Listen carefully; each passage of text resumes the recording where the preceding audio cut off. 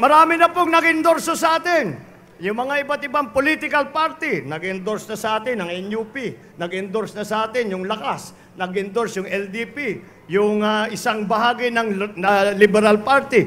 Kaninang umaga, nabalitaan natin ang Iglesia ni Cristo ay sumanib puwersa na rin. Pati El Shaddai, sumama na rin. Jesus is Lord. Lahat po ng iba't ibang grupo. Kaya't nakikita po, siguro madaling nang pwedeng sabihin, alam ko Huwebes pa lang, pero panalo na tayo dahil tayo'y nagkaisa. Kaya't naman, tama rin na tayo'y nangangamba, na tayo'y nag-aalala, na tayo'y nababahala, na dahil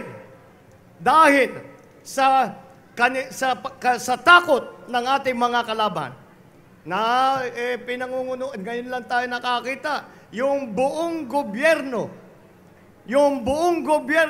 lahat ng kakayahan, lahat ng kwarta, lahat ng pwedeng gawin ay ginawa hindi sa isang kandidato bilang Pangulo. Ginawa nila pangkontra sa isang kandidato bilang Vice Presidente, ang inyong abang lingkod. Bakit naman sila natatakot sa atin? Ang bait-bait ko. Wala akong kaaway.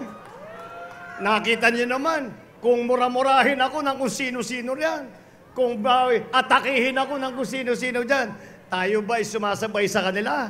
Tayo ba'y napipikon sa kanila? Hindi! Hindi natin gawain yun dahil tapat ang ating paniniwala na tama ang ating ginagawa. Tama ang ating ginagawa para sa pagtulong sa taong bayan.